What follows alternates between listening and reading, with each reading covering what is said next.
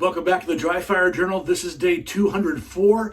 You can tell that there's nothing in my chamber because of my barrel block, and I have this custom magazine made by a very dear friend of mine, one of my very best friends. It's filled up with steel and resin, and there's nothing that can really make this magazine go. It also weighs twice the weight of my loaded magazine, which allows me to practice with some heavier weight as I'm drawing. The point of today is that I'm going to do some draw work, but mostly do just some trigger work to try to see what happens to my front sight and red dot when I grip the gun improperly. This takes some time. So I am going to hit start on this and do this, but before I post it to YouTube and to the Red Hawk family page, I am going to fast forward this part so that it only lasts you a couple of seconds, even though it's going to take me a pretty good chunk of time to figure this out. And it looks like this.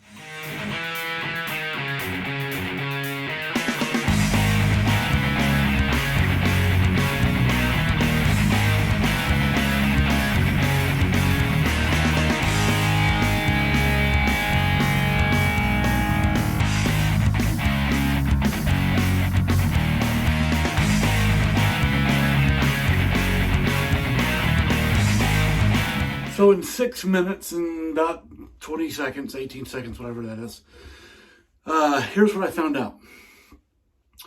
Whenever I overgrip with my shooting hand, there is vast evidence of that in my front sight as I am manipulating the trigger, as the sight leaves, if we're talking about recoil. And I've discovered all of this in my trigger prep.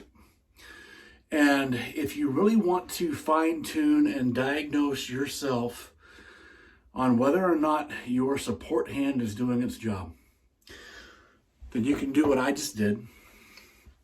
Put in some reps and make a mental note of when you are crushing the gun with your shooting hand and watch what happens to your front sight or your red dot.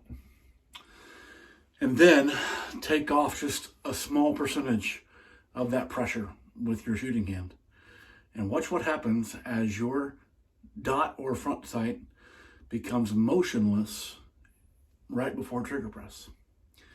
And as you press the trigger, the sight won't move. Why is this important?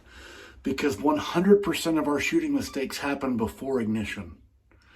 So give this some thought, work on this, give this some time, and I think you'll discover some pretty powerful stuff about it. Let me know how it goes, and I'll see you tomorrow.